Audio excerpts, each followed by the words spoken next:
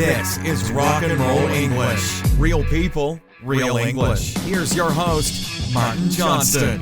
Hello everyone and welcome to another episode of Rock and Roll English. Episode number 269, baby. Oh yeah, and today we have an absolute belting episode. A nice term there, a belting episode, a fantastic episode with Substitute Sabrina, the citizen of the world. She is back and we talk about neighbours, okay? The people that live next door to you or very near. Why? Because I live in a new house now, I have new neighbours, and everything on this podcast, let's face it, is connected to my life in some way, isn't it? Everything is just about normal everyday life here on Rock and Roll English. The type of things that you talk about every day with normal people. I am a normal person, more or less. But before we start, I have a quick announcement. Membership to the Rock and Roll English family, which, remember, is the membership area of the podcast, was supposed to open today, but I'm actually opening it on Wednesday, okay? Because I just need to do a couple more things to make sure the whole process is very smooth and perfect. And there have been a lot of changes in the family area recently. There is a new platform with lots of lessons, pronunciation lessons, vocabulary lessons, an actual C1 and C2 vocabulary course, podcast lessons, etc., etc. And there is also the possibility for you to record podcasts, send them to me, and get my feedback on your speaking. There are also now nearly 900 episodes. The last time I looked, there were 885. Now, just think about that for a minute. There are 885 episodes of Rock and Roll English you have not listened to. And lots more things that will help you improve your English. So go to rockandrollenglish.com/family to check it out. Just have a look. But you'll be hearing more about that in the next couple of weeks as it opens on Wednesday and will be open for 2 whole weeks. Anyway, that's enough of that. Here is the conversation with Substitute Sabrina. I will talk to you all again at the end. Happy listening.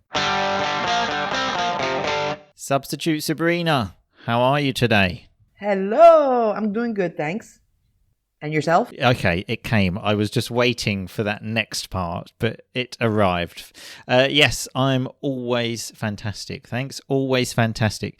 Even though your American accent has ruined my morning a little bit, still fantastic. I don't want to answer how I would like to answer because it will be kind of vulgar, even though this is rock and roll English. But anyway, whatever. I mean, that's just the prime example of whatever. Just doesn't stop, does it? It's just that ringing, almost like an alarm clock in my ear. Get used to it. Very nice. Nice vocabulary as well. Get used to it. Okay, so how do we usually start the show, Substitute Sabrina? Let me remember. Yes, we start with your reviews. And do you think we have a review? Of course you have reviews, right? I mean, you sounded very confident there. The answer is yes, but I wouldn't say of course because it's not a given. So it's not always. In fact, this is the last one I think I have. So listeners, please get busy and send another review. And this review is from a Rock and Roll English family member who also does one-to-one lessons with me. All-round wonderful person, and now she has left me a 5-star review on iTunes, so I couldn't love her anymore. And it says the number one, and then goes on to say, learning English while having fun is not a dream but reality. Listening to this podcast has given me the incentive to commit to studying. Thanks to Martin and all his friends for keeping me company every day with their funny real-life stories. Monia. So thank you very, very much for that, Monia. Number one. That's so you were spectacular, that? Spectacular, absolutely. You were kind of included there as well, Substitute Sabrina, Martin and his friends. Okay. So you got a mention. So on to today's show, Substitute Sabrina. Okay. So as you know, I've moved to I was going to say new area, but actually new country. Okay. Well, not so new. I have lived in this country before, but a new place. And I live in a street now in England, very traditional Victorian houses. Everyone kind of knows each other. There's a strong community on this particular street, which is a bit strange for me because you actually have to talk to your neighbours, okay? You have to be friendly. And this is kind of a whole new experience for me. So I thought we could talk about how to be a good neighbour, okay? Sounds good. So I've got some different points here, as usual, and we're going to discuss each of these. So you can give me your experience. You've also... you're a citizen of the world. You've lived in different countries, in Ireland, in the US, in Italy. So give me some of your experience as well, okay? So Number one, simple, saying hello. Do you always say hello to neighbours? Definitely. If my next door neighbors or anybody in the building, it's common courtesy to say hello, good morning, good afternoon. So what you just said there is a very important thing, something I've noticed since I've come back to England. I did mention this very briefly on a podcast recently. You said, for example, good morning, good afternoon. Everyone here just says morning, evening. And I think, have you not even got the decency to put good in front of that? You're just stating a fact. That's like saying road or car. That you just add the word good. It's not that much effort. Are you so busy that you can't say good morning instead of just morning? Well, that's, the way you Brits speak, like, are you all right kind of thing. So in the US, do they add the good then? If I remember, yes, it's good morning, good afternoon, good evening. In fact, when I was in America, when they say, have a nice day, or sometimes they even say, have a wonderful day. And I must admit, that annoys me. That's too much. Why? Why does it annoy you? It's a wonderful way to tell somebody, have a good day. Well, in reality, what I think is happening is the person who is working there has to do that for their job, because if they get caught not doing that, then they will have a problem. And I really think that person's really saying in their head to me, fuck off, you piece of shit. I never want to see you again.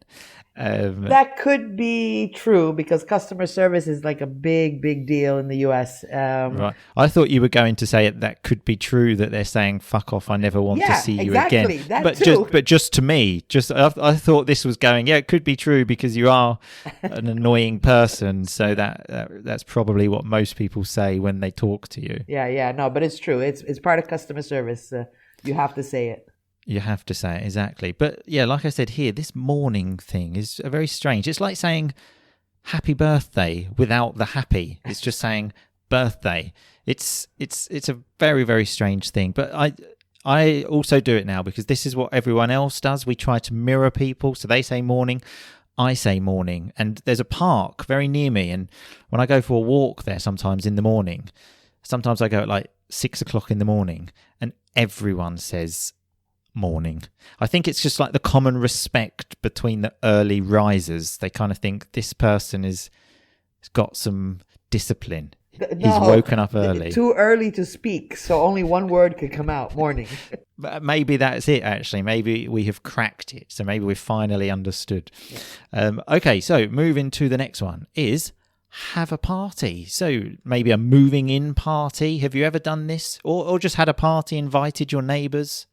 No, that absolutely never with neighbors. You have like a housewarming party with friends, but not with your neighbors. It's controversial though. Do you not invite the neighbors? No. I mean, because they know you're having a party. If anyone knows you're having a party, it's the neighbors. No. The only thing I do remember when I was a kid, we had moved from Miami to West Palm Beach, and in the new house, the neighbors brought over a cake, like a welcoming cake. Wow. And was it a nice cake? Do you remember that? Oh, shit. I don't remember the type of cake. I mean, it was like, like a plum cake or something. But it was to introduce themselves and say, welcome to the, the neighborhood. Oh, that is so nice, isn't it? And then you had a party and then you didn't invite them after they brought you a cake. I mean, what kind of terrible people are you? No, we didn't have a party when I was a kid. I had a party when I moved into my own place in Miami. But right. I didn't invite my neighbors, no. But did anyone bring you a cake? No. Drinks. Right. Okay. Just drinks. Yeah. I actually once, when I was living with Boom Boom actually in London, and we rented a house, and then we were having a housewarming party. So we went to the neighbour and just told them like there might be some noise on Saturday night. We're having a party, and yeah, the plan wasn't to invite them. And then we knocked on the door, and this gorgeous girl answered, who was about the same age as us, and then we were like, having a party, obviously you're invited.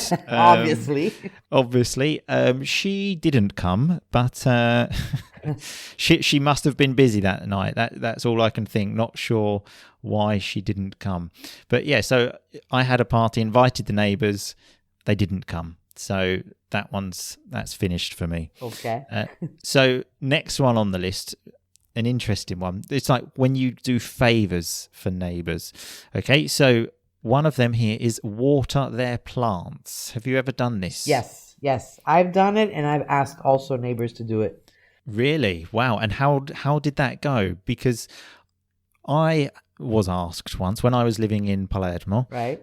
My landlady, actually, she lived in like the same building as me, and she said to me, "Can you water the plants whilst I'm away?" Right. And I was like, yeah, that's fine. And then once the morning arrived, the big day for me to put water on the plants, I kind of thought, I don't know how to do this. Like I thought, how much water do I need to put? Because I don't want to Did drown you kill them. Did you kill her plant? You can give them too much, can't you? Of and course. then you can drown them. So when obviously too much water, and I was thinking, I don't want to kill her plants. Like, she loves these plants. She's out here every day, and I was panicking, and then I had to call her and say, like, how much water? It was so stressful. If anyone ever asks me to water plants again, I'll just tell them to fuck off. Well, the thing is you have to love plants too. So if you love plants and you know how to water them, then it's a good deal. If not, forget about it. Don't say yes. I mean, yeah, it was her fault asking me. It's her fault all her flowers died because you killed them all. But it was her fault for asking an idiot like me. What the hell was she thinking? But so you've asked neighbours to water your plants, and were the plants in a good state when you got back? Yeah, they were fine because I knew they had plants too, so they knew how to handle it. But I've come up with a new plan that now when I go away, I bought these things on Amazon where you just put the bottle in the plant and it gives like a little drip of water. So right.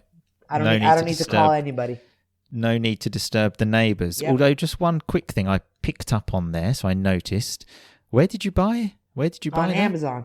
I thought you're okay, against I am Amazon. against. Wow, good memory. So you are against Amazon except when there's something really useful to buy, yeah? I buy as less as possible that I can, but there are times, I have to admit, where I buy things because I need it.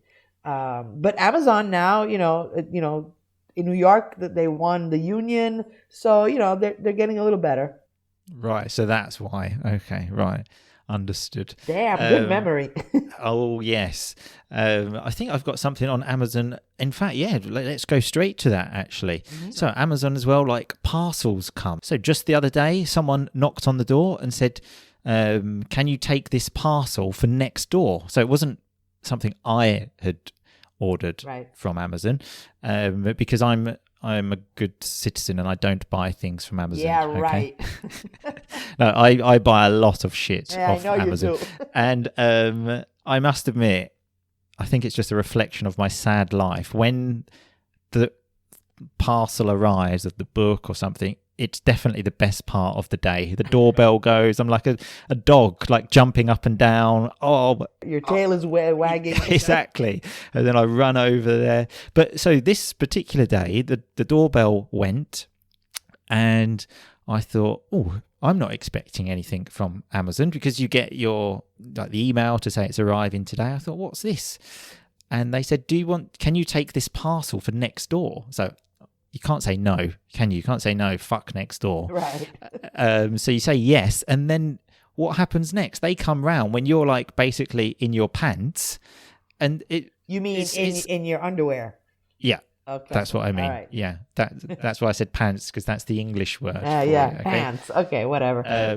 But yeah, and so it's just hassle, isn't it? But again, you can't say no. So what do you do in that situation? You help out your neighbor. You take the package, and what I do, because it happens in my building, if they call me for my neighbor, I'll pick up the package, send the neighbor a message, and say, okay, pick it up at this time.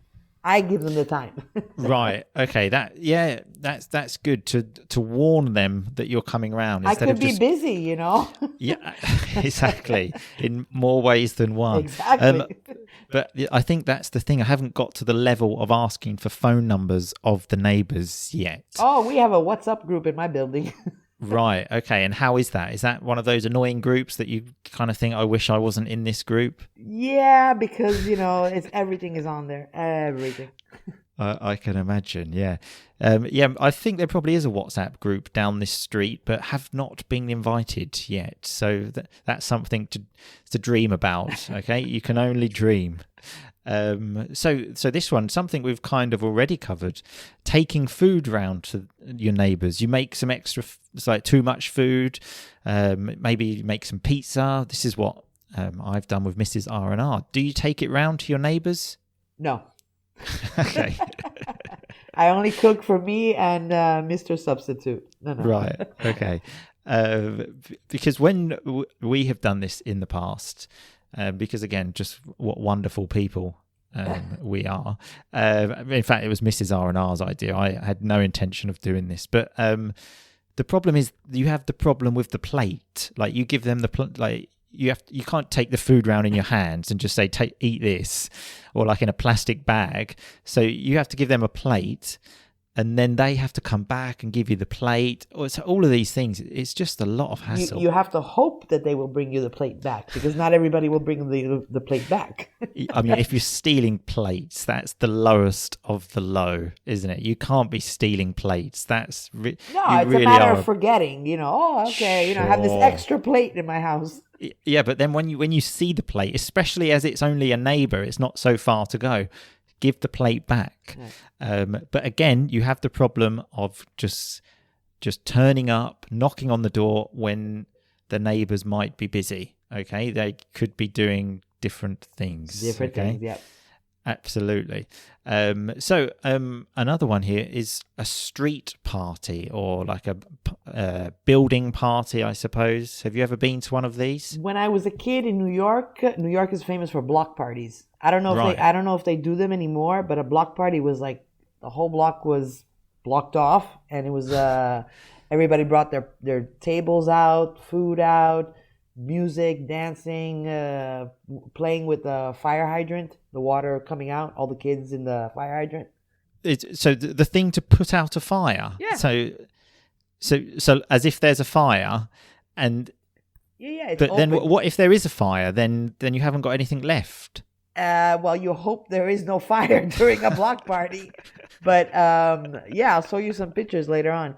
They open the fire hydrant and the water comes out. Right. But then if there's no more water, and then there is it's kind of like that thing of the boy who cried wolf. You know that story where he said wolf, wolf, right, or there is no wolf. Uh-huh. And then he shouted wolf and there was a wolf. That's kind of, I think, what was happening in your street party. Well, in the 70s and 80s, I don't think there was that problem. But yeah. No fires. No fires. Fire didn't exist then. Fire didn't exist. Fire's only a new thing, isn't it? Right. Sure.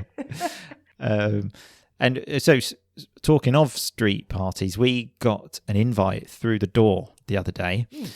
And so I heard the letterbox, like something came in, thought, what was that? Went and checked, an invite from a neighbour about a street party here on the 4th of June, I think it is. And it's for the Queen's Jubilee. Oh, wow. Just your cup of tea. So it's kind of like you with Amazon here. It goes against my morals. And so, I don't want to be the person there saying I don't like the monarchy and everything connected. Fuck the Queen. Yeah, because they're all going to be loving it. But at the same time, I want to go to be sociable. What do you do? Well, you have to go because this probably is going to be her last one anyway. So just go and be social, mix in. Yeah, such a ray of sunshine you are, Substitute Sabrina. It's going to be our last one. She's going to die soon, isn't she? Well, it's true. Come on. Who knows? She could keep going for a long time. Yeah. But like I said, I don't dislike her. She seems like a nice person. It's the system I don't like. And I don't want to be part of that. I don't want to be celebrating that. But at the same time, I don't want to be seen as the unsociable one. Everyone will be out having fun. Even Mrs. R&R, Baby R&R, all playing in the street, and I'll be sitting in the dark. With your little flags, waving.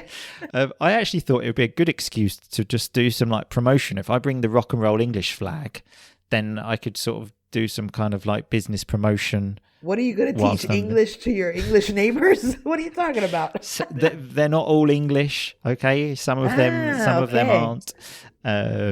Most of them are, I must admit, and the ones that aren't have lived here for about 40 years and speak English better than me. They might know someone that knows someone. Very true. Okay, very true. You never know. Okay, so another favour that you might do for neighbours is taking care of an animal, taking their dog for a walk, for example. This was on the website. Have you ever done this? I didn't do it for a neighbor. I did it for a friend where, I had the dog for the weekend. But no, not for a neighbor. I love animals. So for me, it's a plus. I know for sure you would not do that. Well, you know what? When I saw this on the website, my immediate reaction was I almost laughed, and I thought I would laugh at a neighbor. But then I actually thought in detail about how I would react, because people kind of get offended when I say I don't like dogs. If someone has a dog, the people that have dogs love dogs, don't they? And they love those dogs like almost their children. Right. So, but then when I say I don't like dogs, it's like me saying almost I don't like babies. I don't like. So that's true. You anti-dog. People don't like it at all. Like I said, especially those that have got dogs. So if I get another knock on the door and someone says, "Can you take care of my dog?" I'll just have to say, "No, I'm moving." I would actually probably just move house to a nice big pit bull. Yeah, exactly. Just to avoid that, I think I would actually move house, because what can you do? Like I said, I can't say I don't like dogs, especially your dog that's barking and making noise and fucking annoying me. You need some dog therapy, Martin. You need to get a dog and get some therapy. Come on. I will think about that. Okay. But it's been a pleasure talking to you about how to become a great neighbour. You've given me lots of great advice here. For example, do you feed your neighbours? Do you give them food? No. Just a straight no. Maybe that's what I need to do for the dog. Just a straight no. No reason. Just, can you take care of my dog? No. Close the door. You could always say, you're allergic to dogs or something. That's a good one, actually. That is a good one. Okay, so I have actually learned something. Right. Excellent. So thanks as always for your time, Substitute Sabrina. My pleasure. We'll see you soon. Okay, bye-bye. Bye-bye. Okay, so there we have it, the podcast with Substitute Sabrina about neighbours. Now, I didn't really highlight any or much vocabulary because sometimes it is difficult. It kind of interrupts the flow of the conversation. So I've noted the things here and now we can talk about them. So at the beginning, Substitute Sabrina said about her accent, get used to it. A lovely term, like get familiar with it, okay? For example, I am now getting used to life in England again. I am becoming familiar with it. I also mentioned how reviews are not a given, okay? So a given is like a established fact, let's say. For example, if you book a hotel, you don't need to ask, will there be a bed? It's a given, of course. And speaking of reviews, remember, please send me some so I have something to read next week. I mentioned about the person that left the review, Monia. She is an all-round wonderful person. Now this term, all-round great person, all-round wonderful person in every aspect.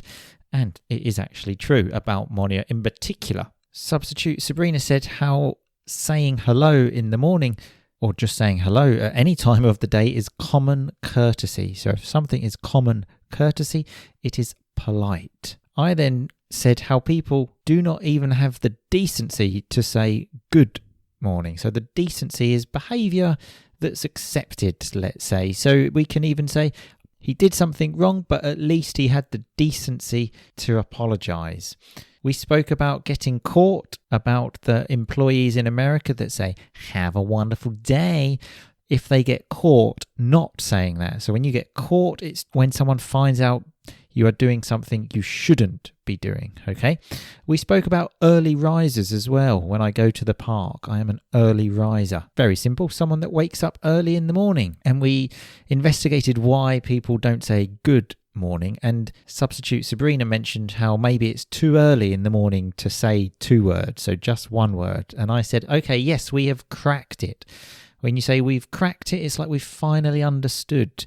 It comes from cracking the code. When you want to open a safe with lots of money in, it has a code and you need to crack the code. But it can be used in other situations like, oh, we've cracked it. Now we know why. We spoke about a moving in party or a housewarming party, both the same thing. Then when substitute Sabrina was talking, I said that I picked up on something about her position, let's say, with Amazon. So when you pick up on something, you notice it. One other, let's say, interesting, if you are a nerd like me, it's interesting, piece of vocabulary is about the doorbell. Okay, so the doorbell, obviously when someone arrives at your house, they ring the doorbell. Notice how we said the doorbell goes. So I said the doorbell goes, I answer the door, or I said that particular day the doorbell went. Okay, it's a strange one. For alarms, we use go off. The alarm goes off, or the alarm went off. But for doorbells, we say goes. It goes. Why do we say that? I have no idea. We spoke about tails wagging. So dogs have tails, obviously. When they're excited, the tail moves from left to right. How do you say it? It wags. The tail wags. Another very, very common piece of vocabulary is come round. The neighbours come round. So if you use this term, come round, it means come to my house, okay? And nothing else. Come round. Another nice piece of vocabulary is when I said, that's the thing. I don't have my neighbours' phone numbers. So that's the thing. We use to, let's say, introduce an important fact or reason, like in this situation. And another nice term at the end, I said they might know someone that knows someone. My neighbours might know someone that knows someone. A common term we often use. So that's it for today. There is some interesting R&R grammar that I am going to discuss on the show notes. So make sure you go to rockandrollenglish.com/episode 269 to see that. Remember to check out the Rock and Roll English family as well. rockandrollenglish.com/family. I will talk to you all very soon. But in the meantime, just keep on rocking, baby. Thanks so much for listening to Rock and Roll English. For more great content and to stay up to date, visit rockandrollenglish.com and facebook.com/rockandrollenglish. We'll catch you next time.